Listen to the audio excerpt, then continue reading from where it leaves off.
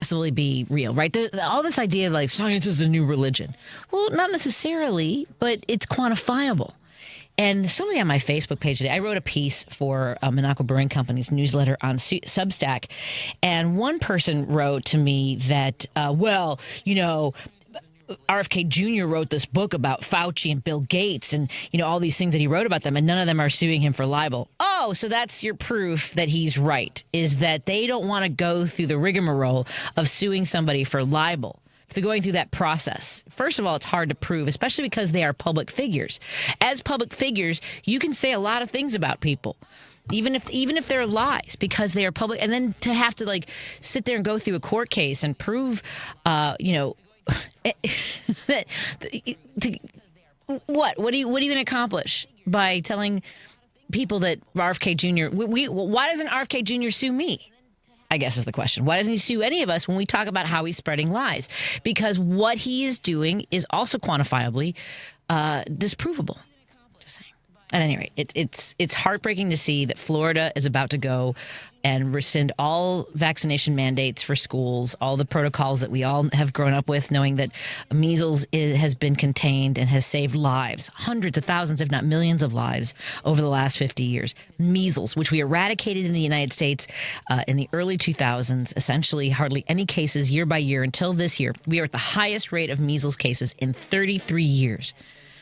We have contained even chickenpox. These are not, I know it seems like, oh, these are, if you catch it, it makes you stronger. There are people who actually believe that.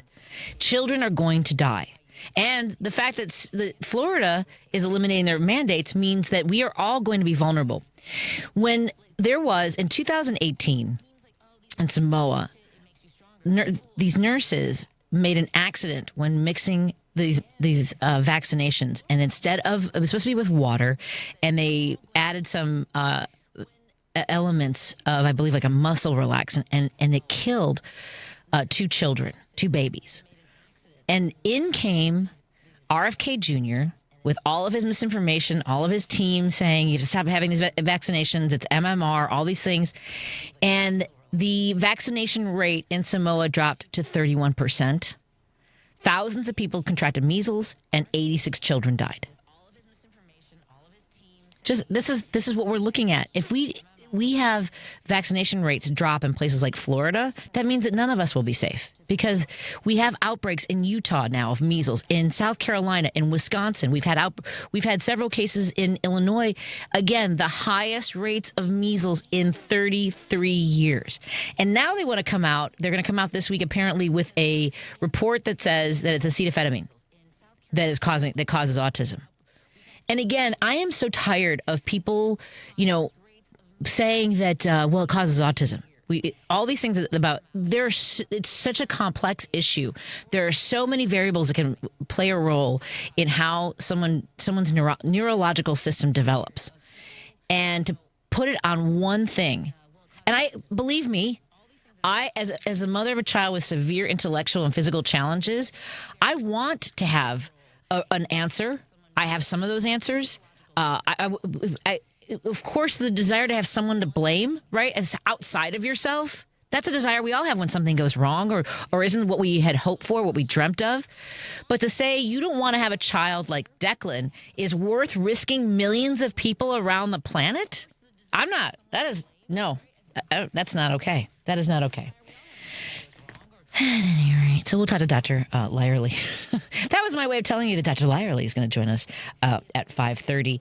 And I really look forward to that conversation with her, because I'm sure that she's got a lot to say as an OBGYN, right? She has these conversations with parents who, want a healthy pregnancy. And also, I'll bet that she has plenty of parents that don't want to have their children vaccinated when they're born. I remember, because of everything that was happening when Declan was born, he wasn't breathing on his own. He was very ill. He was on life support for 4 days. He was on oxygen for 28 days in the NICU. And on the last day, they were going to give him vaccinations. And because I'd been sucked into all these panels, the Jenny McCarthy profiles on Oprah and all these other, celebrities that were talking, because this, and by the way, it was the liberals earlier on. They called them the limousine liberals, right? I don't want to get into all the celebrities in Los Angeles that I know believe that it's the vaccinations, but I was afraid because of everything that I had read, and I know that led into and fed the fear during the pandemic about vaccinations. And yet we know that vaccinations helped slow the spread, but not enough, because people started spreading lies. They didn't want to mask. They didn't want to vaccinate. And people are like, the government was controlling our lives. It was a health crisis. Anyway, I'm going to get all angry. Let's talk to Dr. Kristin Lyerly about that in a little bit.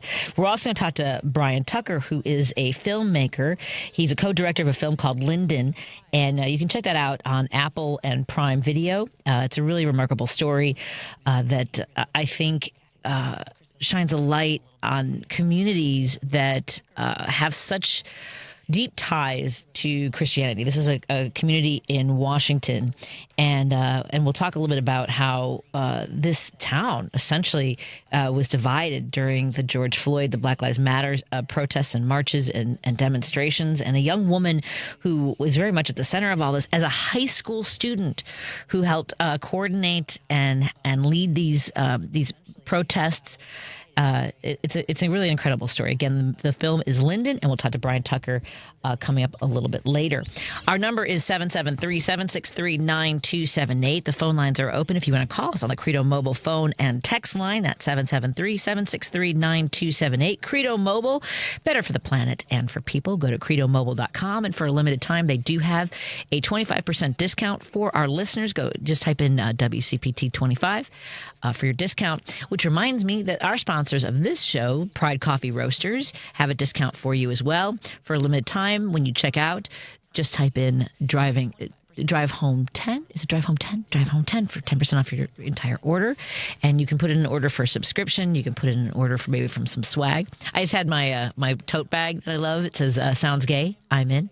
Love that one. Just gave Lady B one of the bags of coffee, and Paul Shivari as well. So I just want to make sure that we have our entire team here covered. So thank you to Pride Coffee Roasters. And they will be at the Jefferson Park Sunday Market this Sunday. Again, that's this Sunday at the Jefferson Park Sunday Market. You can pick up some of your Pride Coffee Roasters right there, or order online at pridecoffeeroasters.com. And if you're not in the area, again, go to their website, find out where they'll be or how to have it delivered to your home. We also want to thank our friends at MinocquaBrewingCompany.com. Again, my article today about RFK Jr. is up on Substack and available when you sign up for the newsletter on MinocquaBrewingCompany.com. Also follow Kirk on social media. They have a lawsuit going in Wisconsin. They want to make sure that ICE agents are unmasked. Of course, we're seeing a lot of videos all over the country of these folks who refuse to show their badge numbers, their faces, and a lot of folks who want to say who are former or present law enforcement saying that, it keeps them safe. But why should they be safer than the men and women who serve our communities every single day as police officers in the sheriff's department, in the FBI? When you have the ability to take our liberty and with your weapons, our lives, I do think that, and it is not the same as protesters because they don't work for the people of the United States. So go to MinocquaBrewingCompany.com and their Facebook page as well. Thank you to Peter Sorellis and Warren Price of Source Solar. Go to source.solar and find out if you still have the opportunity to have solar panels put on your house this year. For businesses, you have a little more time for those incentives, but this year, at the end of 2025, the residential incentives, because of the big brutal bill, will expire. So go to source.solar, make an appointment with Peter, and see if it's time to get solar panels on your house and or business. And of course, thank you to our friends at Kids Above All. Go to kidsaboveall.org and support their mission to help children live happy, healthy, safe lives. That's kidsaboveall.org. More in a moment. We'll take your phone calls at 773-763-9278. We'll be right back after this on WCPT 820 and KKNW 1150. Think Theory Radio. Manipulating the masses is more utilizing propaganda, gaining a wide quadrant of the public, where crowd manipulation is more focused, like the divisionary tactics of these political parties. They utilize certain talking points and phrases to target specific groups that they want to maneuver and empower and get them to do their bidding. Think Theory Radio with Damian Perdue. Saturdays at 6 p.m. on WCPT 820. Greece is cheap. But the airfare costs a fortune. Paris? Not much closer, and again, airfare... What about Puerto Vallarta? Let's face it, flying anywhere is just too expensive. Wait, what's this? Low-cost airlines. With one call to low-cost airlines, you'll drastically slash your travel costs. We're talking insanely low airline prices to any of your favorite destinations. Where would you like to go? London, Rome, Costa Rica, Australia? Wow, that's cheap. So why wait? Call now to learn how crazy cheap it is to fly anywhere in the U.S. or international. Our prices are so low, we can't publish them. The only way to get them is to call to instantly hear the most amazing best deals on airline travel. It's that easy. So call now and start packing. 800-708-3091. 800-708-3091. 800-708-3091. That's 800-708-3091. WCPT 820, Chicago's progressive talk, where facts matter. Patti Vasquez is taking your calls now. We need to speak out about this. At 773-763-9278. Hello, hello. It's Driving It Home with Patti Vasquez. We are driving it home, and let's get right to our phone calls right now, and we'll also take your texts at 773-763-9278, just like Dan Levy said. Hey, Jim, what's on your mind, my friend? Good to hear from you. Hi, Patty. I'm just thinking of the bizarre responses from Republicans this week. So let's start with yeah, go ahead. Yep. Let's start with Mike Johnson. That nut. Oh my God! Comes up with the theory that Trump was actually the sleuth in this thing. Yeah. And he was on Jeffrey Epstein's tail right from the beginning. And the reason he took those pictures is because he was turning over to the FBI and he was going to pinch this guy all by himself. All right, there's number one. Then they asked the guy with the elevator shoes down in Florida, well, what do you think is going to happen to these kids when they go to school? Well, we don't know that. We have no idea. Yeah, they did no research. No, but these are the responses. Yeah, go ahead. Yeah, the head of the Florida Health Department said they didn't even do any research. They didn't look at any data. No, right. They're just going to remove the mandates. That's just your bit. Right. Yeah. Yeah, because because the Republicans feel that the parents should be sacrosanct, should be the ones making that decision. Well, all I can say is I had a scar on my right arm. That's where I got in 1950. I got all my vaccinations, and it finally wore away after years. But it certainly didn't kill me. I'm 75. But anyway, but these people are insane. But that was the response to that one. Yeah. All right. Then we go to. Go ahead. I know what you're going to say. Then we go to. Oh my God! The Department of War. Which one? The Department of War, which is going to cost $1 billion, by the way. Just to change the names and all that stuff. That's $1 billion. Wait, this guy spends money like a drunken sailor, eh? I mean, because it isn't his to spend. And then today I had to turn the TV on like a real numbskull, and Trump says, We got to have religion back. We got to bring religion back again in the country. We're making the country great again. We got to bring religion back. Well, there's a lot of religions, Patty. In fact, Chicago's famous every 6 years. We have like 600 different religions that meet peaceably and discuss theology amongst whomever it is. So that's no problem. But the reality, there's no reality in any of these responses, Patty. That's the thing that's bizarre. And then you turn on the television set and these commentators just take it as gospel. They don't even do any work any longer. They just put Trump on what he said today, what insane thing he said, And okay, well that's it. That's supposed to be the alpha and the omega. He's the beginning and the end. He knows everything, so we don't have to delve into it. But I mean, Patty, you can't exist like that.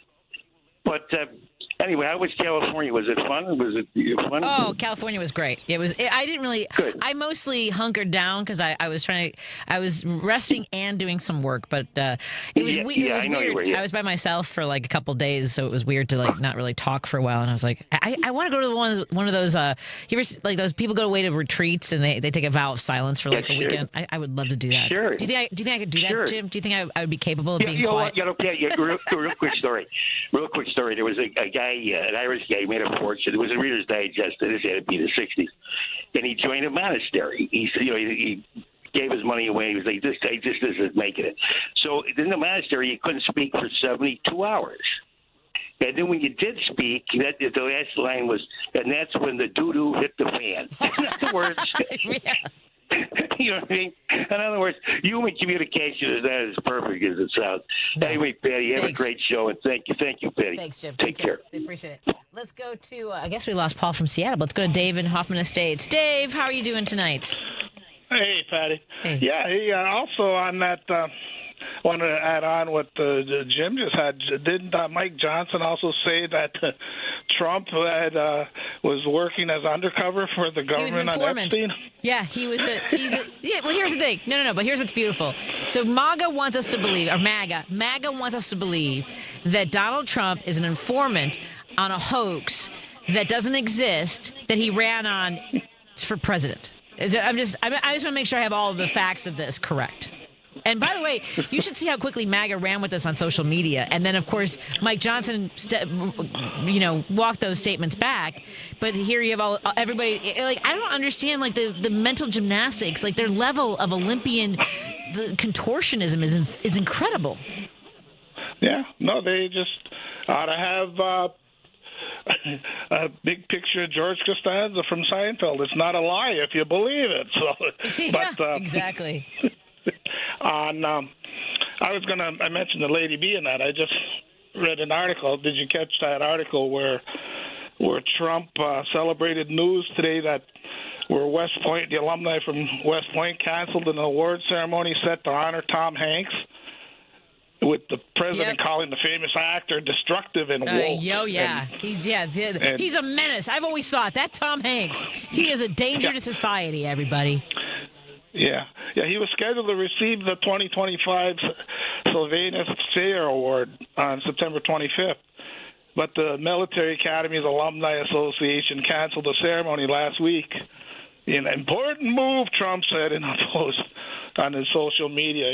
So I guess they caved into this guy too, because if I recall right, Tom Hanks was very instrumental to that World War II memorial with Bob Dole and that movie Private Ryan and countless stuff I can't think offhand. And I think, correct me if I'm wrong, I think he also got involved a bit with that World War II museum in New Orleans. Yeah. I could be a little bit off. I know that other guy, that writer, he's the one that was big, the main thing. But I do believe, for whatever reason, Tom Hanks was very, very, with the World War II veteran. Oh, yeah. He also produced a miniseries on World War II. Yeah, he's done a lot for our trying to elevate and tell those stories about the men and women that served our country in World War II. Yeah. So if Trump doesn't get that Nobel Peace Prize that he's been lobbying so hard for, the Nobel Peace Prize. Yeah, the Nobel. You know what I was thinking, because I haven't been on for a bit. I wasn't on after the whole "is he still alive" and all that stuff. But I was wondering about that day when all of the, they were all standing up and saying, "Mr. President, you're the best president ever." All those things. I was like, are they giving him a eulogy because they know something we don't? Like that was. We were so lucky. And then did you see the pictures of him at the tennis Open when the U.S. Open? He had like some pill in his teeth. Like what a weird thing. Yeah, he's got like a pill between his teeth. I don't know if it's just very strange. The whole I can't believe we're in this timeline, Dave. No, I agree. But I tell you, going one more on that Nobel committee. If they do cave in and award Trump that prize, that cheapens it. It ain't worth the Nope. whatever it's written on anymore. If you give it to this guy, if you whine and cry hard enough, you'd be like that woman at that baseball park, that Karen at the park. Oh my God, the Phillies Karen. Yes. Okay, folks, if you haven't seen this video, I'm sure maybe you've heard about it today, but at the Phillies game, there was a home run, loose ball in the stands. Nobody caught it. By the way, she was a row behind where it hit the ground, it looks like. We'll never know if it was in her hands or not. But once you see, here's my rule. I know a lot of folks are like, oh, maybe he ripped it out of her hands or whatever. Once you see there's a kid involved, right, he runs over, gives it to his son, who was celebrating his 10th birthday, and he hugs his kid, right? You back away. You're done. You don't go over and demand the ball, start yelling at him. That was embarrassing. Oh, yeah. Did you see the Facebook on her? No, she's like the world's most number one hated woman now, and that they're already looking up who she is, where she works for. They're really going to do her. But that boy made out okay. There was a player for maybe it was the Phillies, and that they gave him an autographed bat, and then the opposing team even gave him, and he got they got World Series tickets, and he made out much better. But still, they always say the boy gets the young girl or the boy, whoever would get it. Well, the adult should be giving it. At least the kid, and now adult, obviously, but the guy who knocked the ball back into out of the stands. What was it? The Cubs. Remember, it was. During the playoffs, knocked them out. Yep. Don't say his name because he should. Philly Karen should be the new whoever that was. See? Yeah, he went through hell, that guy too. Exactly. But he made out okay after they won the series. The Ricketts at least gave him a World Series ring. That's nice. That's right.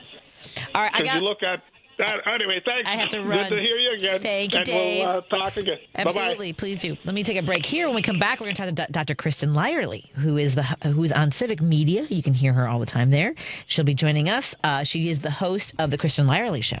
But right now, I'm the host of the Driving It Home with Patti Vasquez. We'll be right back after this on WCPT 820 and KKNW 1150.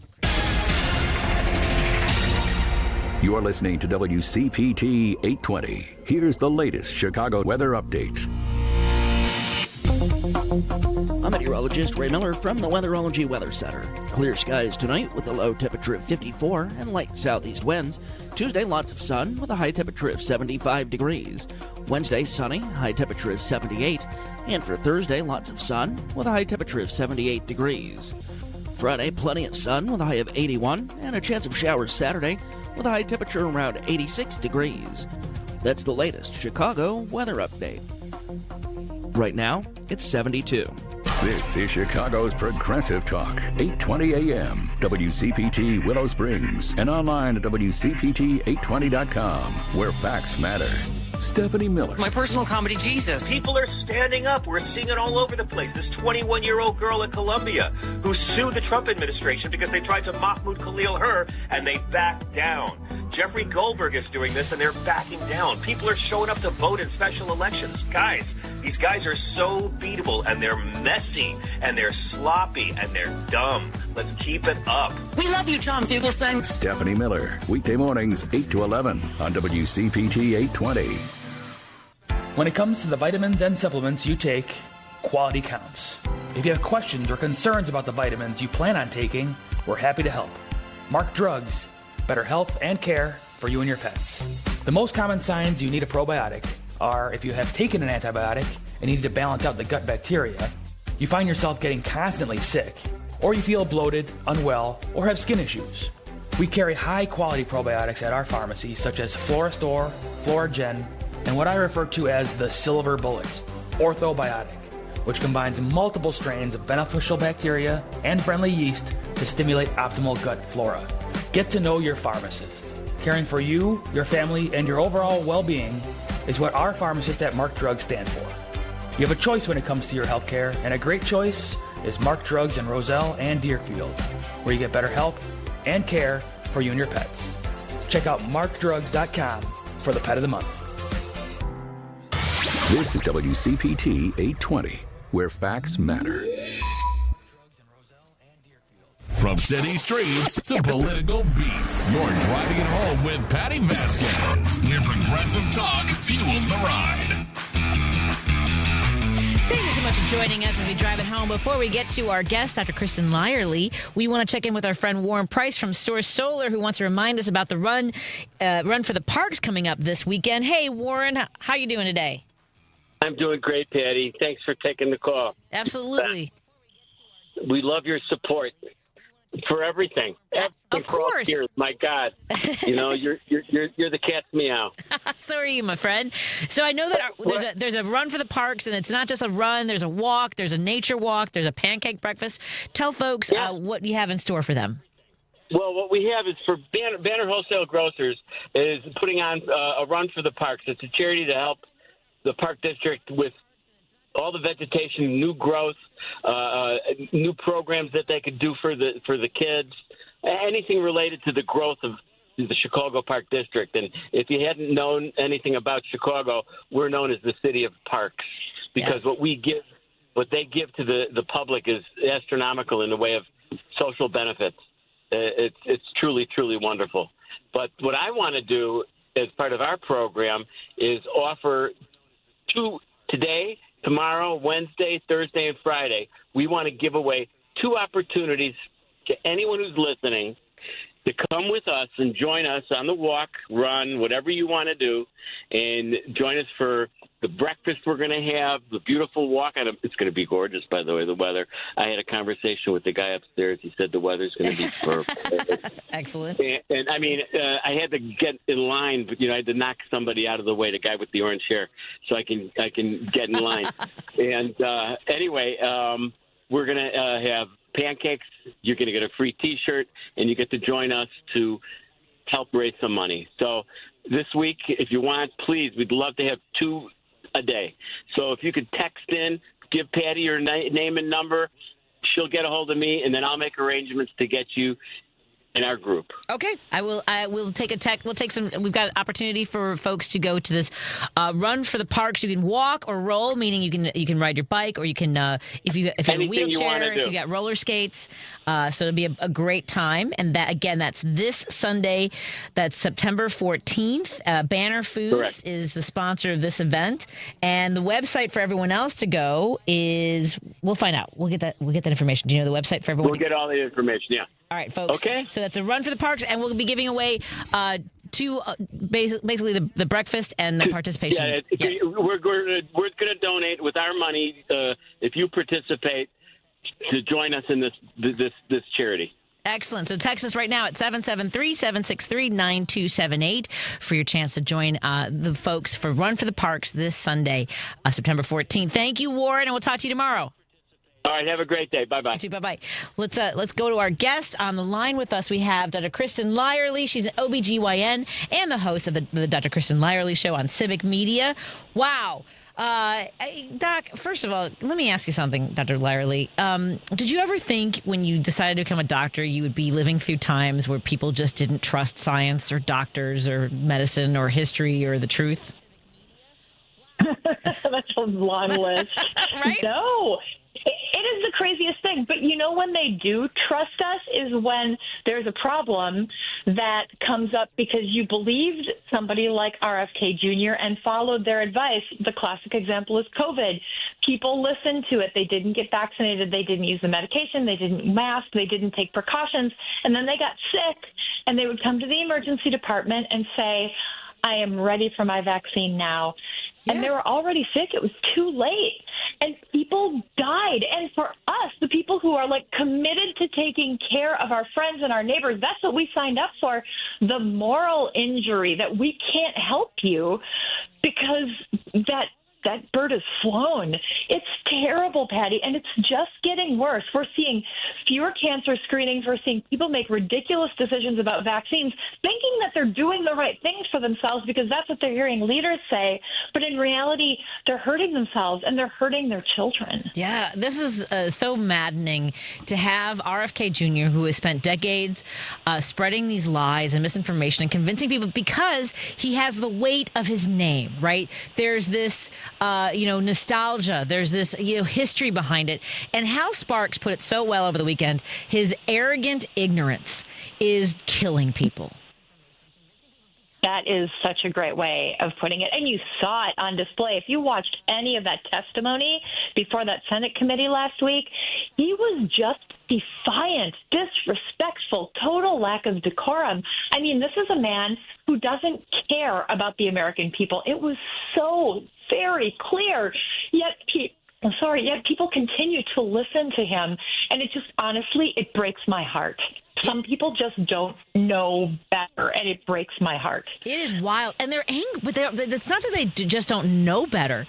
There's also these folks that are like outraged. I wrote a piece today for Monaco Brewing Company's Substack and their newsletter. And this is the most I've gotten of like this vitriol, this outrage, this anger, right? That the healthcare industry, and I get being suspicious of the healthcare industry, right? Because of that's more health insurance, right? The bureaucracy of it, the administration of it. But when it comes to to science, to medicine, to data, I don't understand where these people are coming from. But basically, there's so many myths. Someone wrote, there are so many myths in medicine, the biggest being the contribution of vaccines in reducing childhood diseases, right? And you're like, it's quantifiable. We can point to how many children were afflicted with polio who died or were debilitated and handicapped by it, right? Not just that, but all of them. For sure. It is one of the greatest achievements in modern medicine, without a doubt. But, there are always these people. There have always been these people out there who are distrustful, and I get that. But he has given them a green light to be as crazy and loud as they want to be. And they're going to be there. The people I worry about are the other people who are influenced by this and who hear, like I think about my pregnant moms who hear this information and are just thinking, I want what's best for my baby, so I'm not going to put anything in my body that could potentially harm my baby. And they're thinking about vaccines in terms of harm, whereas I think about vaccines like classically the Tdap vaccine, tetanus, diphtheria, pertussis. This is whooping cough, and we give it to the mom later in the pregnancy so that she can develop antibodies and pass those antibodies on to her fetus. So when the baby is born and the baby is susceptible and can't be immunized, the baby has mom's antibodies to fight off whooping cough, because whooping cough kills babies. And I see so many moms now who are suspicious of this Tdap vaccine that is proven. It's safe. It's life-saving for these babies, but they just are poisoned by this misinformation while they're trying to do the right thing for their families. Yeah. Look, I'm Rh negative. So my blood type is not compatible with my husband's. When we were pregnant the first time, we found out in the second trimester.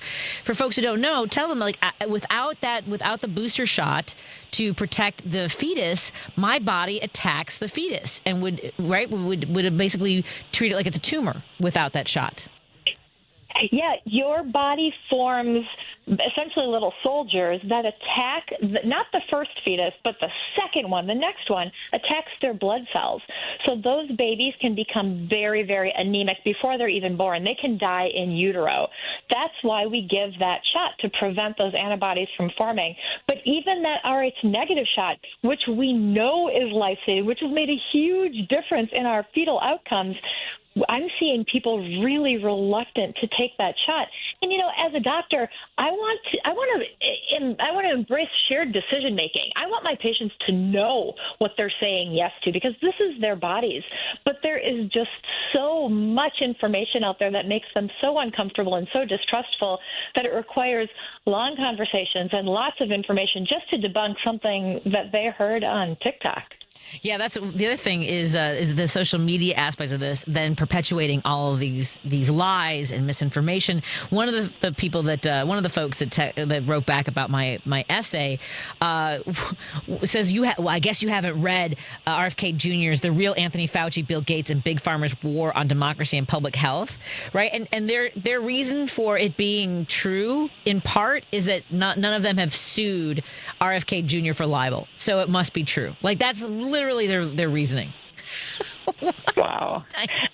It's so crazy. And they'll take something that has a kernel of truth to it. Like a perfect example is what's happening right now with Tylenol or acetaminophen and autism.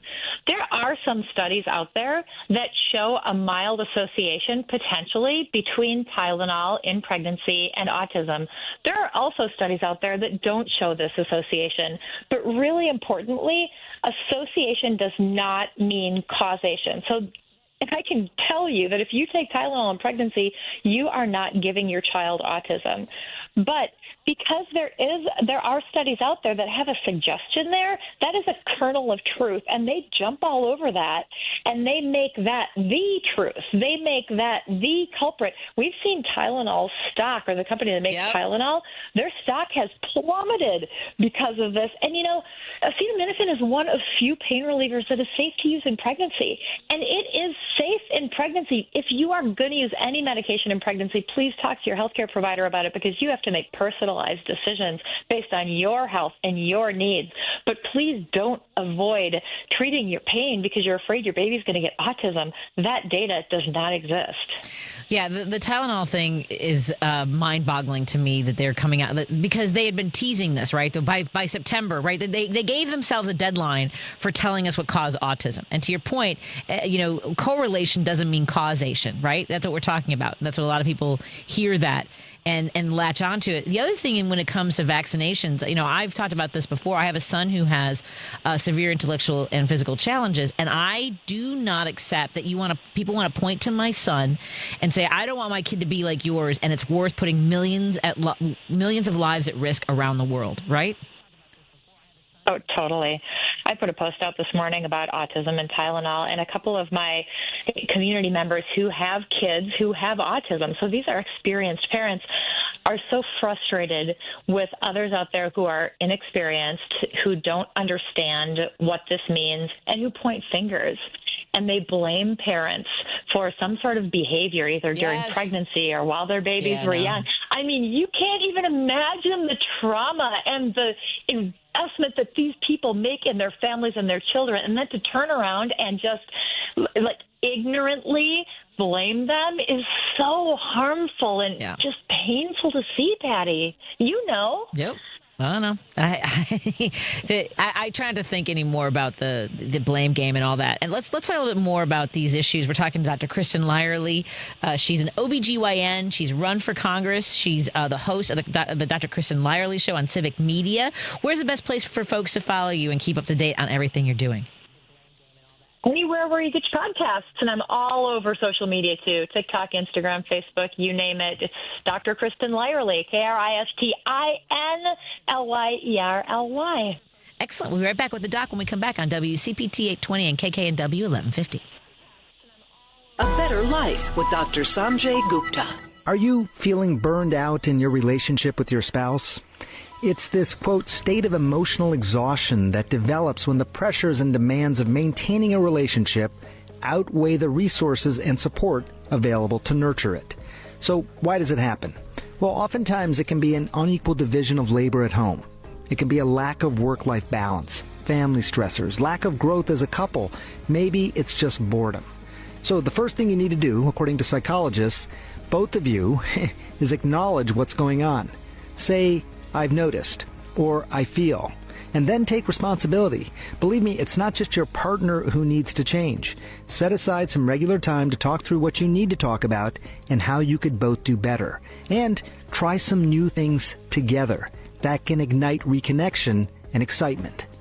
I'm Dr. Sanjay Gupta, helping you live a better life. Here's a tale of Becky. Didn't know what to do with new meds prescribed and no real cost clue. She squinted at prices, that can't be right. Then tapped GoodRx and saw the light. She could get a deal. Book telehealth if she feels. Learn about those meds without any stress. That one little app does all the rest. Even my horse downloaded it. Dang, save time and money on prescriptions. Check GoodRx. GoodRx is not insurance. Oh no, stomach issues again? Stomach issues? Who are you? Your pancreas. I could be the real reason for your diarrhea, gas, bloating, stomach pain, or loose oily stools. I thought it was my stomach. People often do, but any of these symptoms could mean having a condition called exocrine pancreatic insufficiency, or EPI. With EPI, the pancreas doesn't release enough enzymes to break down food, but EPI is manageable. Use the symptom checker on identifyepi.com and speak with your doctor. That's identifyepi.com. Sponsored by AbbVie. You're listening to WCPT 820 because facts matter. If you're listening to this station right now, you've definitely heard my voice before. Hi, I'm Hawk. And I'm Pete. And we're with Source Solar, your local source for solar. Source Solar is Chicagoland's premier solar installer, providing solutions for over 1,000 homeowners and business owners across Illinois and Iowa. With over a decade of industry experience and deep roots here in Chicago, we have the expertise to help your transition to clean, renewable, resilient energy. We can guarantee that we save you money day one without any out-of-pocket cost to you. This means you have an instant ROI, instant payback, and can save money to add to your bottom line day one. At Source Solar, we source everything as local as possible, meaning we always carry the Made in USA sticker.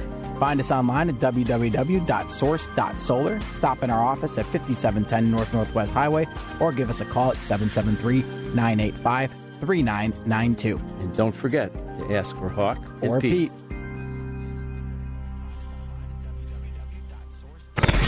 Welcome back to Driving It Home with Patti Vasquez. And we are talking to Dr. Kristin Lyerly, OBGYN, a former candidate for Congress and host of the Dr. Kristin Lyerly Show on Civic Media, and you can listen to her show wherever you listen to podcasts. And we need to listen to doctors who are really trying to fight the good fight. You know, that reminds me, Doc, what are you hearing from like medical schools or people who are coming up through medical school as far as like where they want to practice? I mean, who wants to go to a state where they may not be able to give the full range of care to a pregnant woman or other patients? They are paying attention in ways that I've never seen them pay attention before, because what's happened, especially recently with the Trump administration, is healthcare has really become a state-by-state thing. Looking at the cuts in Medicaid, certainly with regards to women's health, where you live will determine the health care that you can get, and that becomes more and more important as we age. And it's also stratified by whether you live in an urban area or a rural area. Even if you're in a blue state, like I work in rural Minnesota, and I can tell you it is hard to get health care in the North Woods, not nearly as easy as it is in the cities. So I think that because of so many of these health policy choices that we have endured under the Trump administration, we are really going to start seeing some significant changes that are going to affect our access and ability to pay for health care. And I just don't think folks in those areas fully grasp how bad this is going to be. We're already seeing clinics say that they aren't able to stay open. I just saw a story out of Wisconsin, child care providers who are also saying that, it's not next year. It's not, that these policies are going to take into effect next year, because we're looking at the long scope of things. We have to close sooner rather than later. We can't anticipate how bad it's going to get because we know it's going to be bad, right? I mean, all over the country it's going to be like this.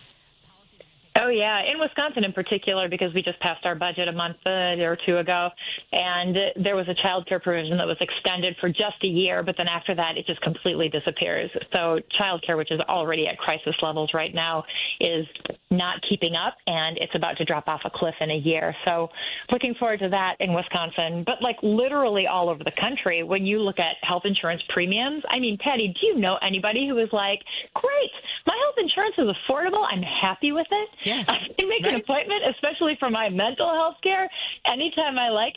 I mean, veterans, look at the VA system. The Trump administration has slashed so many jobs from the VA system that every single VA hospital is at crisis staffing levels right now. Doctors are cleaning their exam rooms in between patients. There aren't enough nurses. There certainly aren't enough psychiatrists and psychologists to help the 17 veterans who die every day by suicide. Veterans, we can't even take care of our veterans in this country anymore. It's absolutely heartbreaking.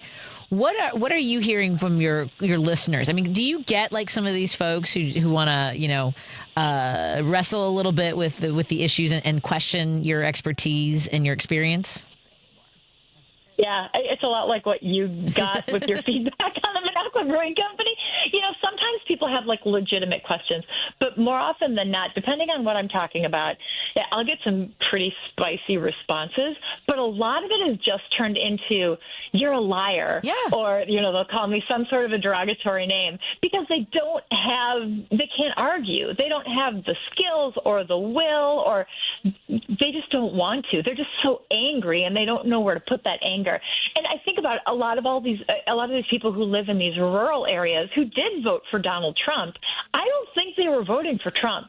I think they were voting for something different. I think they're disaffected. They don't pay attention the way that we do. They probably never heard of Project 2025. All they knew was that prices were going up and things weren't working for them, so they wanted something different. And this is what they're getting.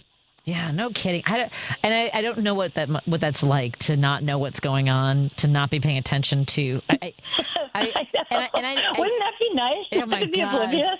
No, I don't. Maybe, I guess, to be, I mean, we talked about RFK Jr. being arrogantly ignorant. I don't know what it'd be like to be blissfully ignorant. But they're not blissful because they vote angrily about prices without looking into why. I mean, and it's a lot of factors that causes, whether it's job losses, the rising prices, and so many elements to this. What I was thinking about, and I wrote about, which is this lack of access to memory of recent history, right? Because President Obama had a playbook, a pandemic playbook put into place after H1N1 and Ebola, right? With the anticipation of perhaps down the road we're going to have to react to a global pandemic, which was completely dismantled the day after Trump went into office. And everything that happened during the pandemic, I'm not saying it was preventable, but there was a different way to manage it that would not have been as catastrophic as it was for Americans, right? And it didn't include sunshine or bleach. Oh, God. Yeah. We know another pandemic is coming. There's always another pandemic around the corner. So it was brilliant of Obama, like any other great leader, to take that information, document it, and make a plan for next time. And it was just so, not just short-sighted, but just stupid to take it and throw it out the window. Just leave it there. I mean, if nothing else, just leave it there. And that way, at least you've got something in the archives. But, I mean, this is what Trump does. Everything is about retribution. Yes. Everything is about how can I get that person who has gotten me in the past, and how can I win? And people are tired of it. When I think about people who are frustrated with people who voted for Trump, I get that too. And it never feels good to say I told you so. This is really a time to open your heart. First, take care of yourself, then take care of your people, but then open your heart, because there are a lot of people out there who really didn't know what they were voting for, and they're hurting now, and they need a place, and it's not a place of judgment. Well, I don't know how I could provide that. You know what? That'll have to be somebody else's responsibility. Right now I'm here for the outrage. There's only so much I can do. Because, look, I will say this. I take no pleasure in seeing farmers, and I know a lot of people do, but farmers in places like Arkansas, Missouri, I think we're talking about places in Wisconsin, too, where there are no orders from China for soybeans, right? And their entire there are farmers taking their lives. One farmer in Arkansas was talking about how he knew 3 people who knew they were going to have to claim bankruptcy or they weren't going to make it. One guy who said that he's going to be the last generation of farmers because of what's happening this year under these policies. And I do feel sorry for them, but I to a point, some people brought this on themselves because they wanted to see other people suffer, and they didn't think it was going to be themselves. Yeah, I totally get it. I mean, I come from farmers. Those are my uncles you're talking about, and they were Trump voters, and they're suffering now too, and they're struggling to pull those worlds together because they're so bought into this ideology that they've committed to, but they're also seeing how it's hurting them. And that's where that place has to come from. But you don't have to do that now, Patty. I mean, there may be a time when you can and when you feel like it's there for you, but it's not for everybody. And sometimes it's not for me either. Sometimes it feels better to just FAFO, right? Yeah. It hasn't become a possibility in my universe. So I just, let's not get into that. Before we go, I do want to touch on, survivors of childhood sexual violence who are watching what's happening. It's interesting because there's so much talk about protect the children. And here are women who suffered at the hands of Jeffrey Epstein and Ghislaine Maxwell and Donald Trump and so many others. What are your thoughts in regards to these women coming forward, telling their story and still not being believed by MAGA? They are brilliant and they are courageous, and MAGA is never going to believe them, but we have to believe them, and we have to be vocal. We have to be in their corner. Absolutely. And for all these politicians who say they want to protect women, they have to prove it. Any final thoughts on what folks should be following and what they should be aware of and take care of themselves and their families? I would just also say about the Epstein situation and those survivors, we're going to tip the scale. We will. We just have to keep the pressure on and keep working together. That's the only way we're going to get through this. But it's going to happen, and it has to happen. Excellent. Well, I appreciate your time and your insight, and I look forward to talking to you again soon, my friend. Again, Dr. Kristin Lyerly, the host of the Dr. Kristin Lyerly Show on Civic Media. Follow her on Facebook, on Instagram, all the social medias. Are you on TikTok too? Oh, yeah, of course. All the social medias for Dr. Kristin Lyerly. And also catch her show. If you can't catch it live, you can catch it on anywhere you listen to your podcast. We'll talk to you again in a few weeks. Thanks so much, Patty. Thank you. Take care. You too. And go Bears, I hope. I know you. I know your Packers are probably. I don't know how they're doing, but we'll see what happens. Now we'll have something else to talk about next month. Take care. Bye. Let's take a break here. When we come back, we're going to talk to the filmmaker and co-director of the film Lynden about this community in Washington. I think you guys really should check out this film. We're going to talk to Bryan Tucker in just a moment on WCPT and KKNW.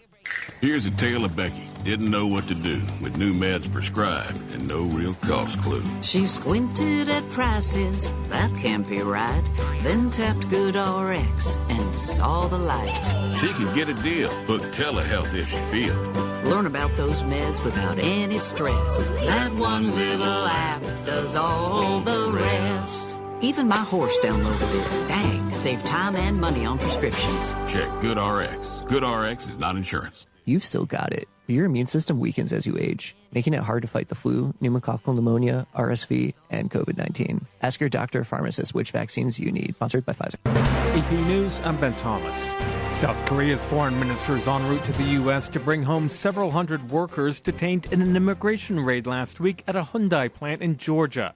Homeland Security Secretary Kristi Noem. We're encouraging all companies who want to come to the United States and help us our economy and employ people, that we encourage them to employ U.S. citizens and to bring people to our country that want to follow our laws and work here the right way. But Lisa Dwyer reports. A lawyer says many of the South Koreans rounded up in the immigration raid are engineers and equipment installers brought in for the highly specialized work of getting an electric battery plant online, saying that many were doing the work that is authorized under the B-1 Business Visitor Visa program. While it's not unusual for foreign countries to send in their own workers to set up factories and then train locally, a Savannah labor union leader says local unions have complained that Hyundai and its contractors were improperly using South Korean workers for basic construction that falls outside the visa waiver rules. President Donald Trump says the workers were here illegally and that the U.S. needs to arrange with other countries to have their experts train U.S. citizens to do specialized work such as battery and computer manufacturing. I'm Lisa Dwyer. The Supreme Court's clearing the way for federal agents to conduct immigration operations in Los Angeles. They've lifted a restraining order from a lower court judge who found patrols were conducting indiscriminate arrests. Meantime, the Department of Homeland Security is trumpeting the start of a new immigration operation in Chicago. The latest effort targets people without legal permission to live in the U.S. who have criminal records. But it appears to be separate from a surge of immigration agents or the deployment of National Guard troops President Trump's been promising. In another Supreme Court victory for the president, Chief Justice John Roberts is allowing him to remove a member of the Federal Trade Commission. This is AP News. Tennis's final Grand Slam of the year wrapped up in Queens yesterday with another round of the men's newest rivalry. Gethin Coolball recaps. Carlos Alcaraz is a two-time U.S. Open champion after defeating rival Jannik Sinner in their third straight meeting in a Grand Slam final. It's still a dream, a dream come true. The second-seeded Alcaraz bested Sinner 6-2, 3-6, 6-1, 6-4 on Sunday at Arthur Ashe Stadium to avenge his loss to the world's top-ranked player in the Wimbledon final in July. Right after the match, I just thought that I need to improve some things if I want to beat him. In the women's final on Saturday, top-ranked Belarusian Aryna Sabalenka secured her second consecutive U.S. Open crown after defeating 8-seeded American Amanda Anisimova 6-3, 7-6. Truly emotions because it means a lot, to defend this title. I'm Gethin Coolbaugh. There's more news at apnews.com. I'm Ben Thomas. Thanks for listening. This is 8:20 a.m. WCPT Willow Springs and streaming worldwide at WCPT820.com. We are Chicago's progressive talk, where facts matter. Now, your WCPT 820 weather update.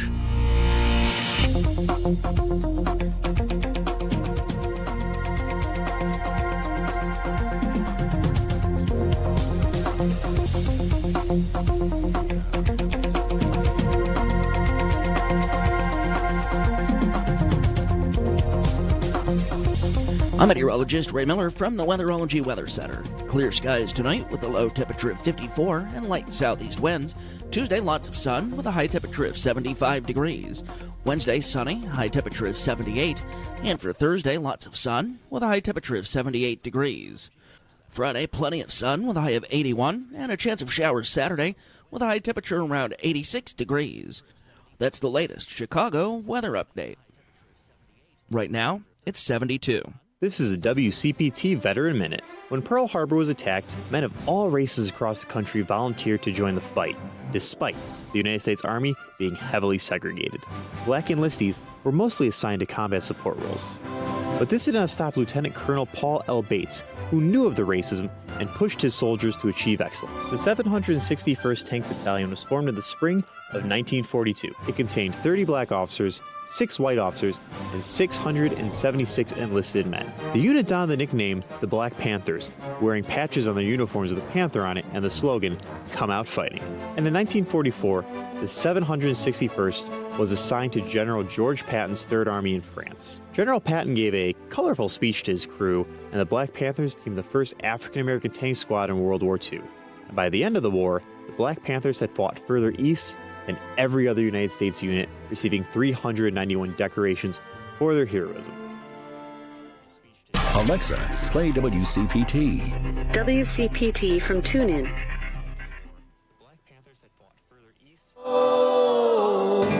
With Patti Vasquez, Patti Vasquez. From global conflicts to greenhouse gases, the folks refusing to wear masks says, and politicians getting caught grabbing asses says, she's driving it home with Patti Vasquez. Thank you so much for joining us. We continue to drive it home. And hello to our friends listening in the evenings on KKNW 1150 Seattle and KTNF AM 950 Minneapolis, St. Paul. We want to thank our sponsors for making these conversations possible. Go to source.solar. There are some incentives that will expire at the end of this year for residents who would like to put solar panels on their house. So give them a call and set up an appointment with Peter Sorellis and find out if it's possible to get some solar panels on your house, especially for those of you who've been on the fence. Hop on down and have your questions answered. We also want to thank our friends at Pride Coffee Roasters. Go to pridecoffeeroasters.com. There's a limited discount for you right now if you Type in Drive Home 10. When you check out, you get 10% off your entire order. I just gave a bag of wonderful coffee to Paul Shivari and to Lady B. And the one that Lady B has, I believe, is from Mexico, from Chiapas. And it's dark chocolate, cinnamon, or maybe it's just chocolate, cinnamon, all those things. All the good stuff. And really wonderful coffee. We also want to thank our friends at Minocqua Brewing Company. Go to MinocquaBrewingCompany.com. Sign up for the newsletter, and you'll see some work by Kirk, Ben Komenos, and myself. My piece is up today about RFK Jr., so take a look at all the work that we do there. We appreciate your support. If you purchase some woke coffee, you'll support my Mocha Monday columns, and I appreciate that support. But if you can't, I still would love for you to read the work that we do. I know we have a listener from Idaho who reached out to me, and I'll get to your questions hopefully before the end of the show, my friend, in Idaho. I also want to thank our friends at Kids Above All. Go to kidsaboveall.org and support their mission to help children live happy, healthy, safe lives. And I think those are all my sponsors. I want to get to our guest. We have on the line with us a filmmaker and co-director of the film, Lynden. Thank you so much for joining us. We have on the line with us Bryan Tucker. Hey, Bryan, how are you doing today? I'm doing good. Thank you, Patty. Thank you so much for joining us. And for first of all, let's introduce you to our audience before we get into this particular film. Where did you grow up, my friend? I grew up in the Bay Area in California, but then I wound up in going to college in Seattle, and I settled here. So I'm in Seattle, Washington. Okay. And do you remember when you knew you wanted to make films and tell stories? I kind of fell into it by accident. Didn't go to school or have any training, but I ended up making my first film in 2013 about my wife searching for and finding her birth family. And that was just like an amazing process, and it was a lot of fun. And so then I just wanted to do it more. So that's what I started doing full time. I did see an interview you did with Michael Moore, and I thought it was incredible that Asma, the basically the lead of this movie, the center of this movie at least, had seen that movie because she herself was adopted from Ethiopia by her parents, who then were from Lynden. So tell us a little bit about how this film came into existence. How did you guys discover this story and follow it from the conception through to this incredible project? Yeah, so my co-director, Chris Barron, he grew up in Lynden. He didn't live there, but he went to school there, and he has a lot of family there. And Lynden's about 2 hours north of Seattle. And so Chris and I have just collaborated on many projects together, and it was around 2020, and he had found out that this march was going to be happening, this Black Lives Matter march in Lynden. And him and I had talked about Lynden, just like how interesting of a place it was. So we already kind of had that context, and he had the history there. And so he was like, he couldn't go to the march, but he asked if I could. And so I just went with my camera, and I didn't really know anything that day. I didn't know who Amsa was. I found out real quickly who she was when she kind of stood up on this bench and kind of was shouting her story through this megaphone, and I was just kind of blown away. It was a really tense day, and Chris and I, after that, we interviewed Amsa in her home a few days later, and we just kind of kept sticking with the story, and we kept, hearing of different things happening, or, be introduced to different people, and so then it just kind of like the ball was rolling that way.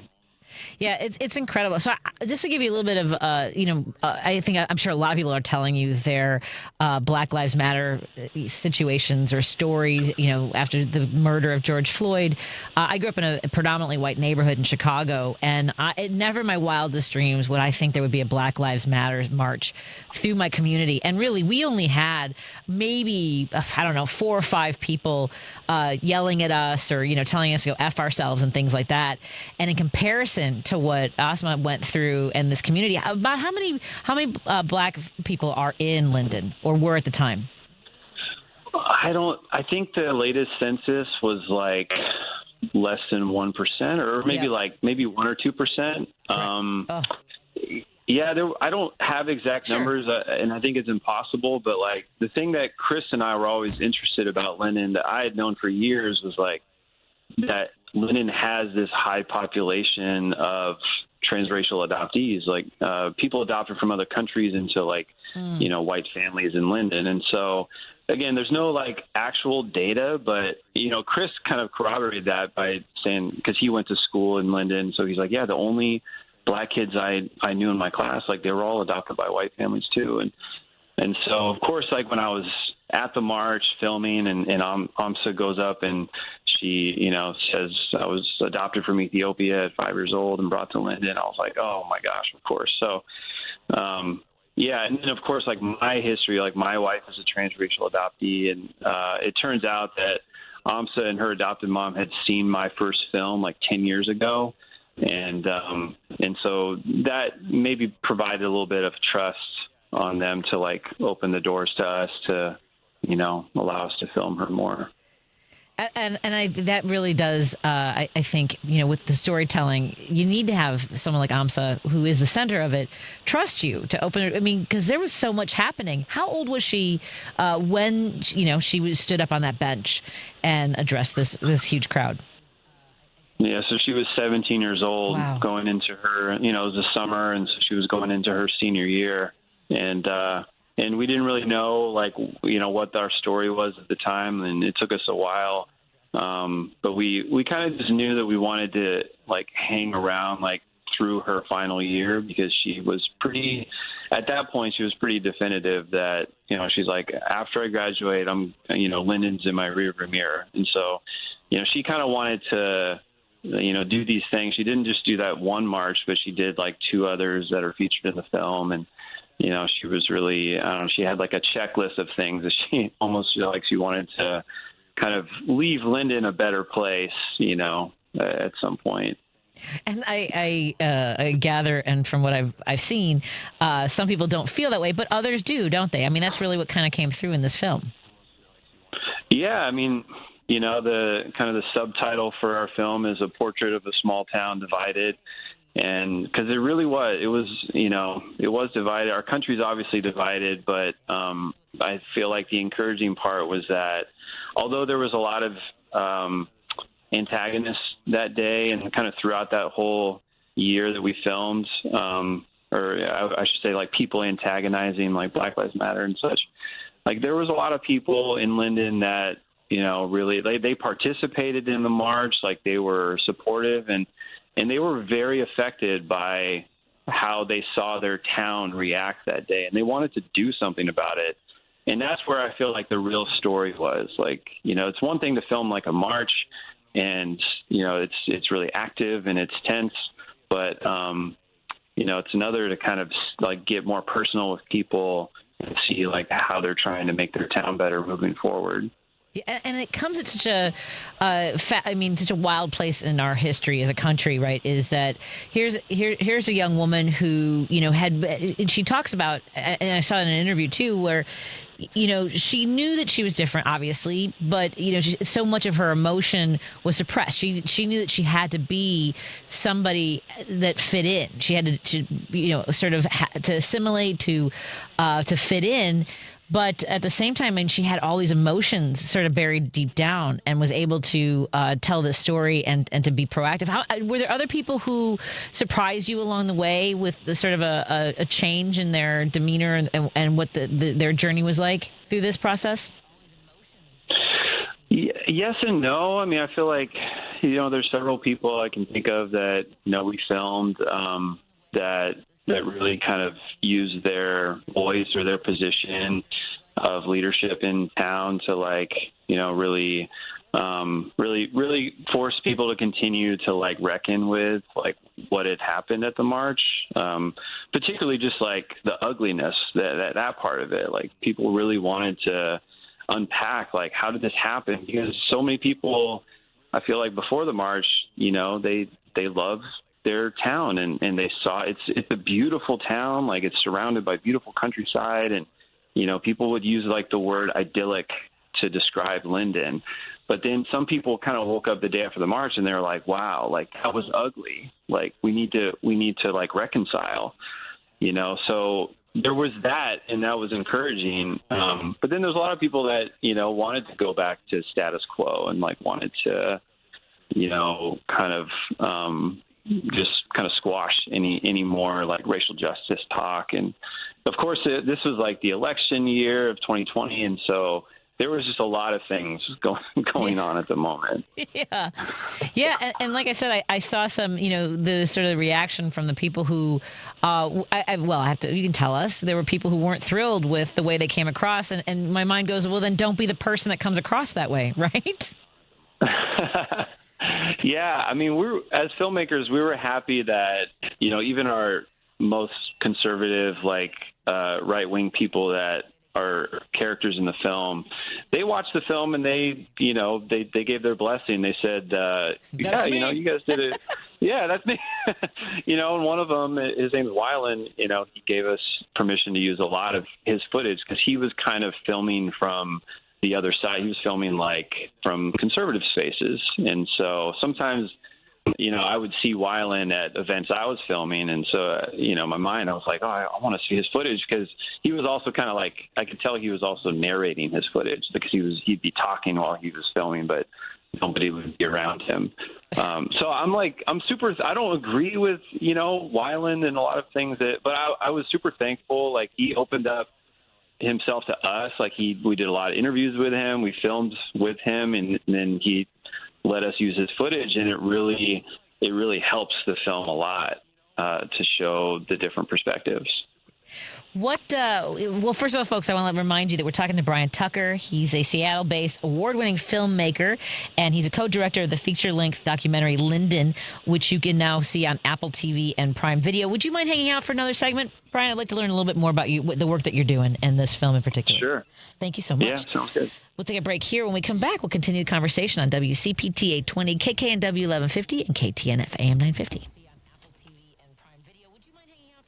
Listen up, fellow timeshare owners. If you're a timeshare owner and you want out at all costs, you're done, frustrated, tired of wasting money, you don't use the darn thing. Get out now. Hire the best Bulldog timeshare cancellation team in the business. Their in-house legal team, headed by a timeshare cancellation lawyer, can help you fight the biggest and baddest companies out there that sell timeshare.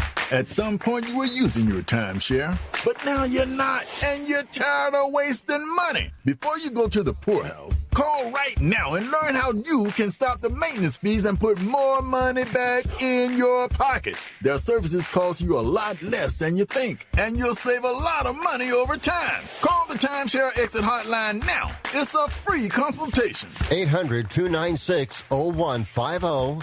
800-296-0150. 800-296-0150. That's 800-296-0150. Are you looking for more in this world? Are you ready for something bigger? Then we are looking for you. The big-hearted, the bold, the messy and the gutsy. The teachers, the growers, the builders. The skilled, the sharers, the change makers. We need you. We are the Peace Corps.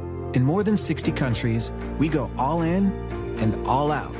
We are volunteers, partners, communities, working together, living together, bringing our experience, passion, and joy to building a better world together.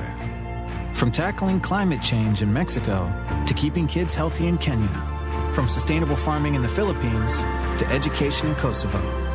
We learn more, give more, share freely, and serve boldly. Are you ready to tackle the tough stuff? To go the distance to make a difference? Then we have a place where you belong. Join us at peacecorps.gov.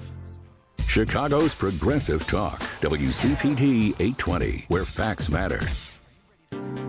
If you're listening to this station right now, you've definitely heard my voice before. Hi, I'm Hawk. And I'm Pete. And we're with Source Solar, your local source for solar. Source Solar is Chicagoland's premier solar installer, providing solutions for over 1,000 homeowners and business owners across Illinois and Iowa. With over a decade of industry experience and deep roots here in Chicago, we have the expertise to help your transition to clean, renewable, resilient energy. We can guarantee that we save you money day one without any out-of-pocket cost to you. This means you have an instant ROI, instant payback, and can save money to add to your bottom line day one. At Source Solar, we source everything as local as possible, meaning We always carry the Made in USA sticker. Find us online at www.source.solar. Stop in our office at 5710 North Northwest Highway or give us a call at 773-985-3992. And don't forget to ask for Hawk or Pete. You're listening to Driving It Home with Patti Vasquez. Thank you so much for joining us as we continue our conversation with filmmaker and co-director of Lynden. Bryan Tucker is joining us. Let me see if I can play a little bit of this. Let me see if I can get What I saw in our town was not evil. It was ignorance. This issue within Lynden has been going on for so long. It's clear that racism is alive here in Lynden. Lynden's a very nice community. People are very responsible, keep their homes nice, they mow their lawns, they've got tulips in their garden, and that's how it is. We live in an era of social tension that is very present in Lynden. Somebody told us people in Lynden are friendly, but they're not looking for friends.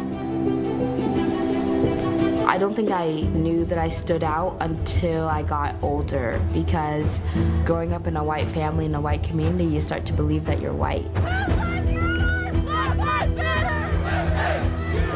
I so wanted to fit in with my white friends in this white town.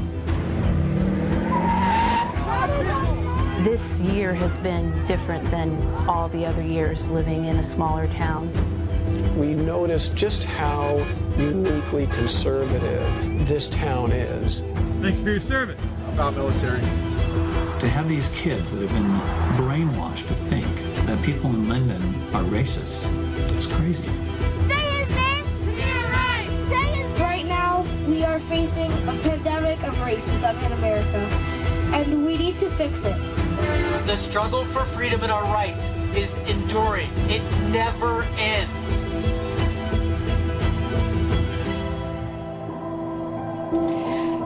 That's the trailer for the film Lynden. Again, we're talking to one of the filmmakers and co-director. Let me turn that off. We're talking to Bryan Tucker, co-director of the film Lynden, that follows this community over a year during Amsa Burke's senior year of high school. What was that like? Was following her through, as you mentioned, she wanted to leave her hometown in the rearview mirror. What was it like following her that last year of school? Yeah, I mean, it was tough because we didn't really film in school much because of COVID. Right. And, she was, I think, started out her senior year maybe fully remote, and they switched to half remote. And we had reached out to the school, but for a lot of reasons, they were like, no, we're not going to let you go on cameras on the campus. So, yeah, it was, there wasn't a whole lot. We were just kind of filming her, checking in, at different points, throughout the year. But yeah, school-wise, you don't really ever see much. You kind of see her graduating and you see her leaving and stuff, but never really at school. Right. And I mean, it's such a pivotal moment in a teenager's life. But you also have some young kids who took on this, social warrior, obviously fight too. What were their parents, say? I mean, were all the parents kind of on board with, you filming them, leading this charge too? Yeah, so you're referencing there was a what they call the Kids March, which really happened because younger kids were inspired by the first march that AMSA had led with some of her friends, and so then AMSA helped these much younger kids lead the Kids March, and one of those kids was named Jacobus, who was 10 years old at the time, and he was kind of the face of the Kids March. And, I don't know. I mean, the parents, obviously, everybody knew that we were filming, and we had 2 cameras there for that day. And, it's hard to tell, whether all the parents were, fully on board. Right. You could kind of, this doesn't really show up in the film, but, you could kind of sense that some parents were, were on board having their kids be a part of the Kids March, but then maybe they weren't on board with, everything, But that just, I think, is what comes with, like racial justice, like as a topic in a town of Lynden, like people were still, I think a lot of adults were still maybe like learning some stuff for the first time. And so, you know, it's you know, and this is just my speculation, but like, yeah, maybe they were a little bit nervous having their kids be involved, but a lot of them were willing to let their kids, you know, participate in that. And as the film spans 12 months, how would you describe the way the story evolved over that time? Yeah, that's an interesting question. I mean, there was obviously there was a lot of focus on that summer of 2020 almost before Amsa started her school year. Because then after school started, then, you know, filming kind of quieted down, and then it ratcheted up a little bit towards the election because like several of our characters, Wyland, our conservative character, who was also kind of a filmmaker himself, you know, he was filming a lot of Trump rallies and stuff leading up to the election. And so there was like a Stop the Steal rally that happened a couple days after the you know, November 4th election. So honestly, like as the filmmaking team, like we were trying to figure out the story as we were going. We were like, where does this end? You know, like how long are we going to continue filming? We didn't know. Like we were just kind of like acquiring footage and like following leads and trying to stay with our characters enough to like, you know, to build a library of footage that we could then like determine where the arcs were. So yeah, you know, it came together at some point, but I don't want to make it seem like we knew all along, like exactly like what, you know, what was going to happen. And, but yeah, it felt like we kind of finally found like our ends with Amsa leaving. And then there was like a July 4th celebration that is the final scene of our film. It was in 2021. And it was almost exactly a year after the march that you see in the film that Amsa led. And so, but it was a very different moment. It was, you know, the election was over, Biden was president. And so that final scene, you really see a lot of the conservative characters and then really kind of mobilizing, you know, to build the movement to where we saw in the 2024 election, you know, like, they really felt like they wanted to like take the country back. Yeah. That was a question I had too. You know, when we see the violence, we all saw the violence on January 6th. And in your film, you also see, you know, some of the counter, I guess you would say counter protesters, but it seemed like basically intimidation tactics of, you know, these long lines of cars and squealing the wheels so that there's rubber, you know, and the smoke coming up on the protesters. Were you ever concerned about your safety and the safety of the people that you were working with? Yeah, I mean, I was by myself that day, and you know, that I didn't know anybody in Lynden on that first march. So, but just I was concerned for Amsa. I didn't even know who she was at the time, but I was seeing all of the people around, and I was just like, oh my gosh, like this, you know, this is risky, you know. And then there was another march at a town that is shown in the film. It's about 10 miles away from Lynden. It's called Ferndale. And there was like, and you see it in the film, like there's this guy who yells at me because, you know, he says, quit pointing your effing camera in my face. And, you know, he was kind of about like, it felt like he was going to charge towards me for a second, but there were like police officers there. So I never felt like endangered, but I will say like at the first march where you see, it's called rolling coal, where the tires like, you know, spin out and then it like black, like smoke spits out of like the truck's exhaust pipes. Oh. And they were doing that on purpose. Like all these trucks were, you know, driving right alongside the marchers and they were rolling coal the whole time. And I only captured it like once on camera and you see it in the film. And it's like, it's really inappropriate and not healthy. No. But that was just like their tactic for kind of antagonizing, you know, and I wasn't used to it. So it startled me a lot. Like it happened all day long and I never really got used to it because I'm so focused on like my monitor on my camera. And then, you know, I could just hear stuff going on around me. So it was kind of wild. Man. Well, before we let you go, what do you hope folks, whether they're in small communities or, urban areas like we are, what do you hope they take away from this film? Just to listen to people's experiences and know that, people, even if you love your town, even if you feel your town is like safe and welcoming, like not everybody might have that experience, and to just be open to hearing people's stories.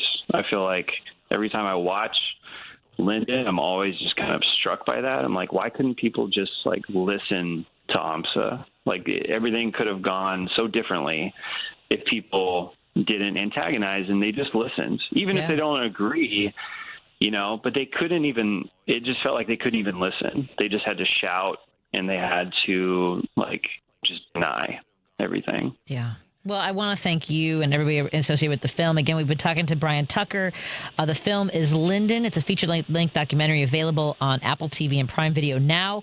You can also go to welcometolynden.com. That's Lynden. And Bryan Tucker's website is BryanTucker.com. And I'll learn more about the work that he's doing. We want to check in with you again. Let us know what you're up to, and we'd love to have another conversation.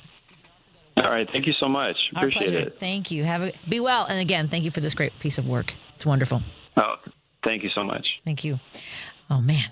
Sometimes you get hold of a mirror and people don't like what they see. And that's got to be true for all of us. Let's take a break here and we'll continue our conversation on WCPT 820, KKNW 1150, and KTNF AM 950. You're listening to WCPT 820. Here's the latest Chicago weather update. I'm meteorologist Ray Miller from the Weatherology Weather Center. Clear skies tonight with a low temperature of 54 and light southeast winds. Tuesday, lots of sun with a high temperature of 75 degrees. Wednesday, sunny, high temperature of 78. And for Thursday, lots of sun with a high temperature of 78 degrees. Friday, plenty of sun with a high of 81 and a chance of showers Saturday with a high temperature around 86 degrees. That's the latest Chicago weather update. Right now, it's 72. This is Chicago's Progressive Talk, 820 AM, WCPT Willow Springs, and online at WCPT820.com, where facts matter. WCPT Replay. I have to welcome from the 26th District up in Madison, Wisconsin, none other than Senator Kelda Royce. I'm really a big tent person. I think that politics is math, and you got to get to 50% plus one. And if you don't want Trump to modify the judiciary, and if you don't want us to lose our democracy, then we have got to compete and win in places where Democrats have not been very competitive. If you look at communities that are going far red, we have to find candidates that fit that district. And you know what? On the left, I think sometimes we get a little too focused on hunting heretics in our own ranks rather than cultivating converts. And let me tell you, our political opponents are out there cultivating converts every single day. They're trying to corrupt the next generation. They are overseeing a media empire that is focused on propaganda and disinformation. Keep listening to WCPT 820 because facts matter. Being blind doesn't always look how others may think. Retinitis pigmentosa aimed to overwhelm my family. It tried to cut me down. I know where to find support and where I can be seen.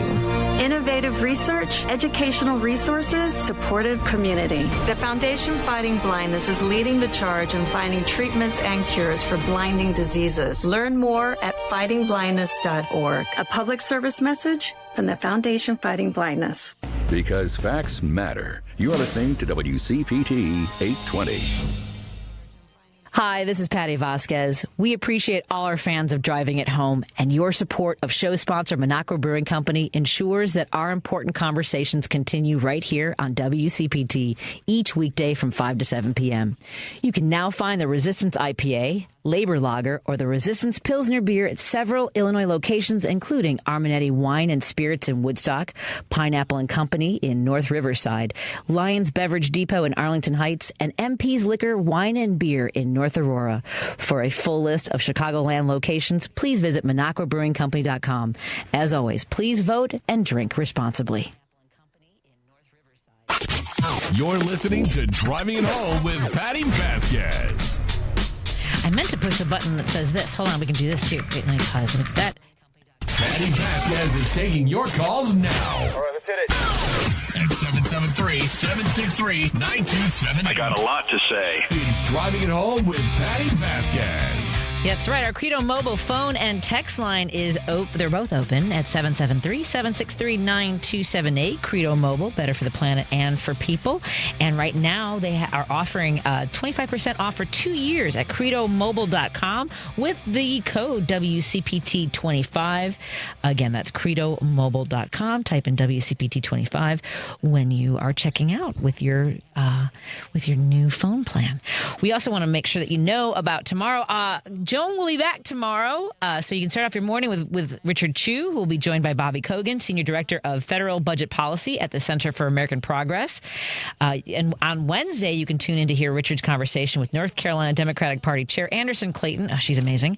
And Thursday, he'll have comedian author John Fugelsang and journalist author Trymaine Lee, and historian Michelle Duster joins him on Friday. That's Choose Views weekdays from 6 a.m. to 8 a.m. Central on WCPT right here or on heartlandsignal.com. You can also hear us on TuneIn, and you can check us out on Facebook and YouTube. And then Joan will be back tomorrow, and her guest will be Ray Long, who recently retired from the Chicago Tribune as an investigative reporter. He's done a lot of great work, including writing the book on Madigan. Chris Bury, senior journalist in residence at DePaul University. And breaking news, Senator Tammy Duckworth will be joining her at the end of the show, right before we kick off. So tune in tomorrow to hear that interview as well. It's live, local, and progressive weekdays from 2 to 5 p.m. Central on WCPT right here, or Heartland Signal, or TuneIn, or all those places. Let me get to some of your texts. I know that a lot of folks are talking about these images. The estate of Jeffrey Epstein has released his the birthday book, where about 4 or 5 weeks ago, was it the New York Times that was sharing images, and I think it was only partial images, because now there's this the outline of a woman's body, right? And it this is what Trump. This is a letter that Trump made out to Jeffrey Epstein, and now is trying to deny that's his signature. Only there are people already online comparing this signature to many of the other ways he wrote his. This is how he wrote his name, apparently, at the time. We all know the signature now, that he has to put on all the checks on everything he signs. He's got to make a big show of it. But it looks like he used to sign it with Donald and then just one straight line instead of Trump, and that's the way it appears on this little note he wrote to Jeffrey Epstein. Voiceover: there must be more to life than having everything. Donald: yes, there is, but I won't tell you what it is. Jeffrey: nor will I. What does it say? Since I also know what it is. Donald: we have certain things in common, Jeffrey. Oh, this is so creepy. I'm just so creeped out reading. I'm reading the inside of a woman's body, and then where his signature goes is basically like her feminine hair down there, right? This is all so bizarre. And here's this is, you've heard parts of this, right? Enigmas never age. Have you noticed that? And then Jeffrey says, as a matter of fact, it was clear to me last time I saw you. Now, there's another page of this book that's come out where Jeffrey Epstein and somebody else joke about selling a woman to Donald Trump. So for Donald Trump saying that he didn't really know him, he wasn't really friends, he wasn't involved in all this stuff, and all the people that want to write this off, and the women who are coming forward. I can't speak to the circumstances of how they're going to tell these stories. I know they had a press conference when Trump ordered a flyover, apparently, in order to disrupt their press conference. But for all these people who say about the children, so many people were whipped into a frenzy by the Jeffrey Epstein stories, by what he was accused of. And yet somehow now, including the folks that were at January 6th, they were part of this, this whole stirred up pot of insanity. And look, these are cases that should be prosecuted. We should know the stories of what this billionaire sex trafficker was involved in, who it was. Yeah, let's know it all. But people want to know, well, why didn't Democrats care before? Because there was an investigation. This is we shouldn't know about every investigation when there's a sexual violence towards children. Are we supposed to know about every single story? How much of the investigation are we supposed to know? And Democrats didn't run on it. They didn't run. We didn't run on the promise of we're going to expose everybody on the client list. Donald Trump did. And I really, the hubris, the absolute hubris to then want to have his name redacted and then have the DOJ act as though we're all overreacting. Pam Bondi, who says, well, the story has changed so much. The reason I'm clumsy with this is because I can't keep up with their lies. I can't. First it was there's a list, Clinton's on it. There's all these. That was the whole thing. Was that Democrats were pedophiles or drinking the Firmicrons of baby's blood or what? All these. There's a pizza joint with a pedophile ring in the basement, even though there's no basement at the location where people were going and threatening the owners of this pizza place. Oh my God! There's so many elements of the story. And then William Barr, who was the Attorney General in 2019 when Epstein died in his cell with the missing 10 seconds or whatever that is, right? His dad, the former Attorney General, who was in that office when Epstein died in jail. His dad made Jeffrey Epstein a teacher at the boarding school where he was headmaster, even though Jeffrey Epstein didn't have a college degree and he was teaching math to rich kids. I can't. And then I can't. This story is just absolutely maddening. I can't. Okay. But then Speaker Johnson says that Donald Trump was an informant to what is now a hoax, which was what they ran on that doesn't exist. I can't. Can you help me, Roosevelt? I can't keep any of this straight. What is it? Hey, Roosevelt. I can help you with this. Okay. If you ever get a chance, you remind me of something. I was telling Lady B. There's a famous, well, back then there were albums. There's a famous short skit or stand-up that he did called Mudbone. It's like 11 or 17 minutes, I don't remember. But look it up. And what it is, what he says that you reminded me of was, and they complimented each other's lies. In other words, there's so many lies that sooner or later, they got to compliment each other. They got to help each other. But they're all lies. But they get caught in their lies. That's the key factor that I want to bring up. Yeah. Lie here, a lie there, to the point that it doesn't make any sense. And that's what I'm getting at. You started this show with Bobby Kennedy, right? Yeah. And the way he was answering questions, which they were all lies, okay? But my question to you, I may be ignorant. I don't get it. This is the part I don't get. What is the gain? What do they have to gain by doing this? In particular, Bobby. I mean, you're going to get caught in your lies because kids are going to get infected. Yeah. Same thing with DeSantis, with this vaccine thing. You're going to get caught because you can't go around science. You cannot ignore science for whatever political reasons you got. That's my point. What is the gain of DeSantis and Bobby and Trump when it comes down to science? When it comes down, look what happened to Trump. There's a perfect example. He ignored when he was first time he was president. He ignored mask wearing. I remember to this day he used to make fun of Biden wearing big masks. Remember that big black mask that Biden used to wear that would cover almost his whole nose and his mouth? So he used to make fun of him, and he didn't wear a mask. He didn't believe in vaccines. And look what happened to him. He got COVID. And he got a cocktail of what, 12 different drugs? Yeah. So that's my question to you. What do you think is his gain, Bobby? Because I don't get it. I don't get it. How do you read it? Wait, hold on. Let me. Hold on. You hold on. Let me take a break, and we'll come back and continue the conversation because I got to get to a break. Okay? Okay. Stand by. 773-763-9278. That's the number to call or text us on the Credo mobile phone and text line. More after this on WCPT, KKNW, and KTNF.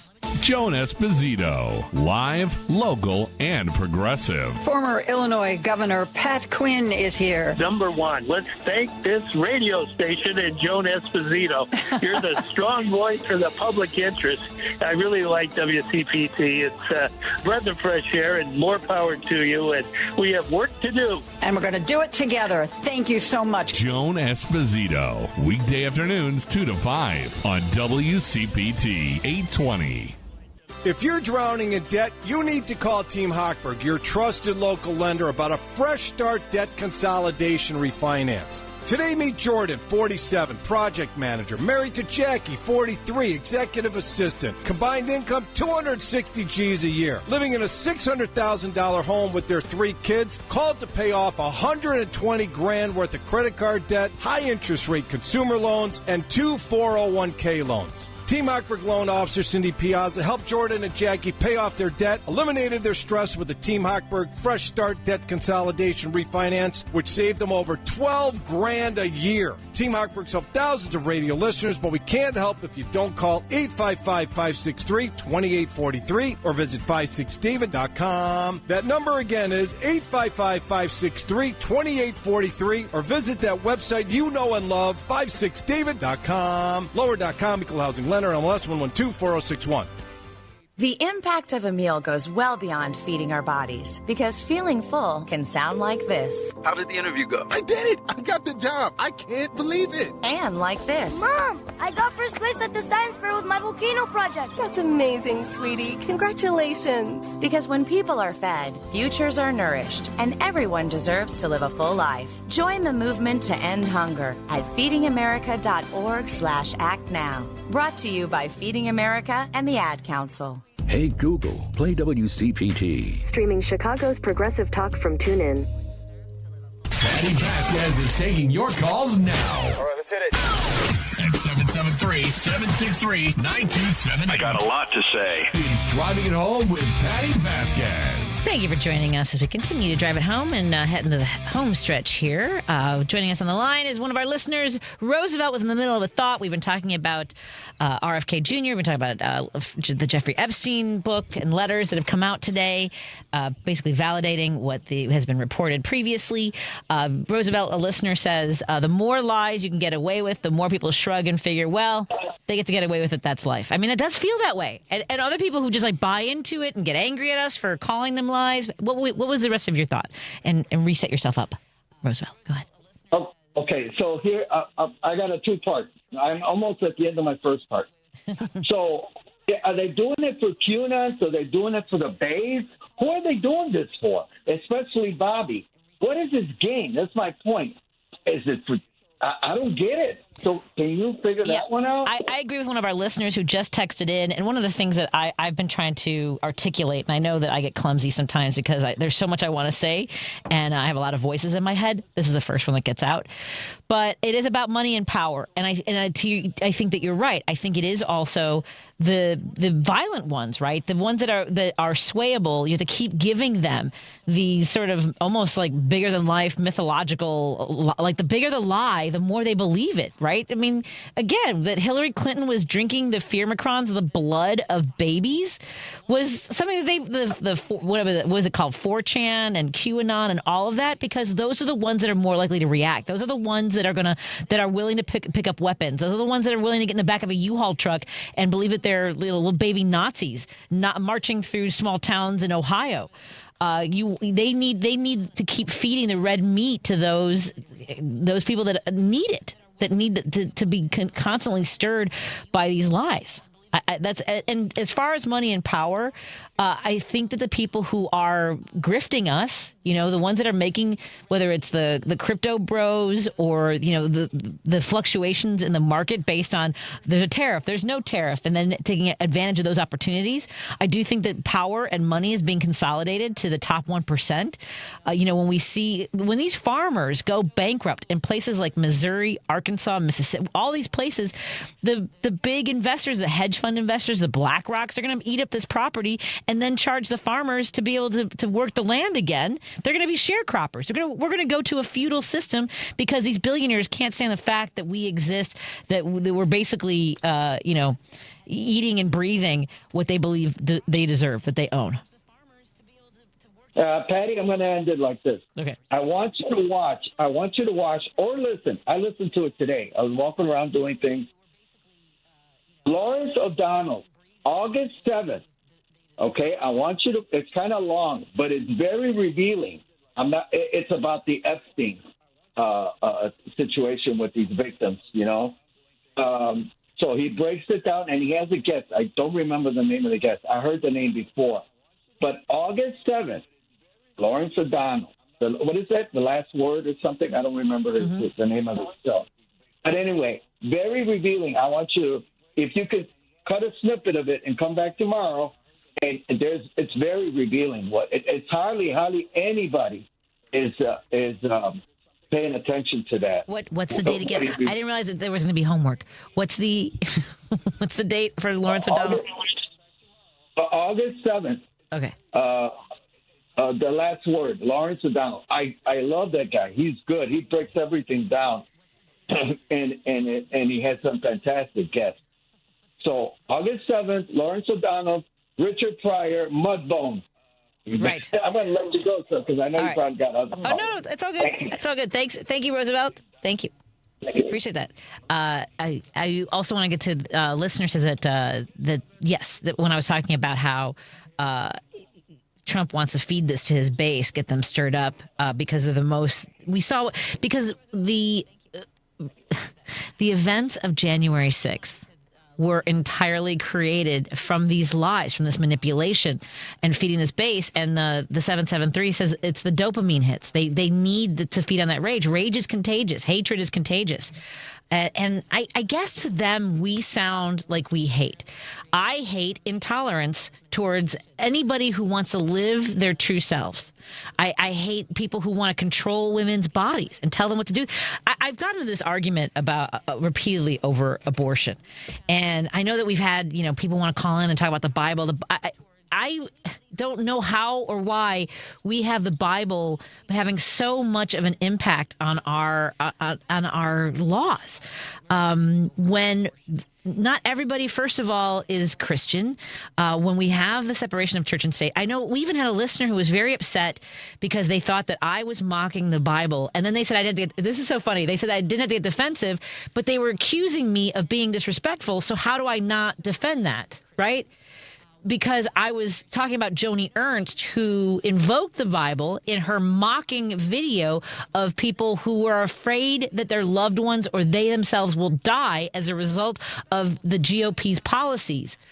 At any rate, the idea that the Bible somehow is the reference for people who want to control women's bodies when it comes to abortion, even though the Bible Jesus doesn't talk about abortion.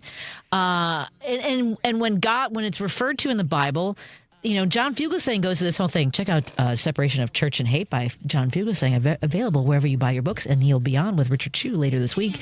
But the Bible, God talks about what the penalty is for causing the death of a fetus, which is it's not considered murder in the Bible. It is considered murder if you kill the mother, if you kill the woman, because she's a person.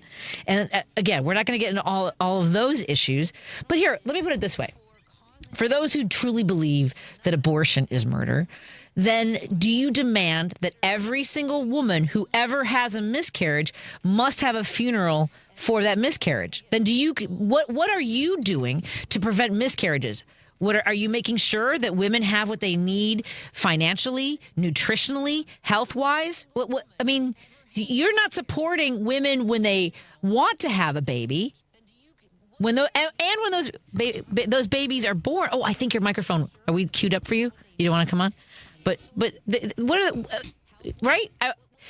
And there are places where they have demanded evidence of why a woman had a miscarriage. So when we're going to go on that, like 1 out of 3 women is going to have a miscarriage. So what are you doing to support those women who have Hi, Lady B. Am I yelling too much again? Hi. Isn't it crazy? It is, because they believe in life, pro-life, and all that. But again, like you said, and everybody sees it. What happens? Are you going to be there for the mom, or yeah? If they lose the child, or if you're going to use the mom as an incubator, and the baby survives, the mom dies, what are you going to do? Just toss? They did this in Georgia. You know, this woman was and I think in her 9th week, right, was brain dead, and they kept the body on machines in order to incubate and force that body to produce it. I don't understand.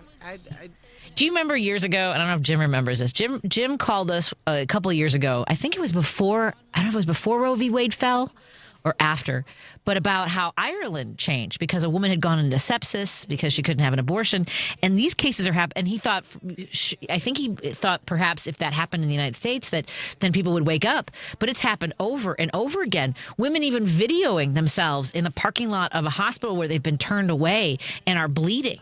Women have died. But these states like Georgia, like Texas, like Mississippi, they have eliminated their maternal health boards so that they're not counting the bodies. They're hiding the bodies of women in the sense that they're not counting them as having died because because the healthcare services were not provided to them. And that's just the women who died, the women who have been forced to give birth, and then the psychological harm that does. Now you're like, love is not automatic when you're forced, or for anybody, love isn't even automatic when they become a mother. Like the body chemistry that a woman goes through, right? That changes her brain, changes her physiologically. There's a chemical that's released through our bodies. It doesn't just go to our hips or to our cervix so that we are able to pass a friggin' 8 to 12 pound, person through our bodies. It goes through all of your body. That's why our feet get bigger, our limbs get looser. We have pregnancy brain. It is a health risk to be pregnant. Oh my God! Anyway. These are the arguments that people are trying to have on social media. Why do we care about what RFK Jr. is doing when 60 million, whatever? I'm like, then there have been more miscarriages. Are you that outraged by the fact that those women were not able to carry a pregnancy to full term? No. What are you doing? Anyway, one of the things I hate when they say that we're baby killers, I'm like, name one. And then they call me a ghoul. I'm like, no, because legally, if we're going to go by laws, legally, a fetus doesn't have personhood federally. Yeah. Just saying. Okay. Terry Schiavo. I forgot about Terry Schiavo being put on machines. We have to go. I should probably say goodnight to everybody. Tomorrow, I will be giving away tickets for Paula Poundstone. We're going to talk to Paula Poundstone this week. I know she's on Stephanie Miller's show a lot, but you don't understand. For me, there were so few women headliners when I started doing stand-up comedy, and so she's one of my idols, and I can't believe I get to talk to her. I saw her live at the Skyline Theater. Oh my gosh, we have to go. But I saw her in 2000 or 1999. And anyway, she's going to be at the Skokie North Shore Center. I have tickets to give away tomorrow. Please tune in. I love you all. Have a great night. Bye, everyone. Bye, Lady B. This is a WCPT 820 Heartland Signal News Minute. The executive order was really centered around preparing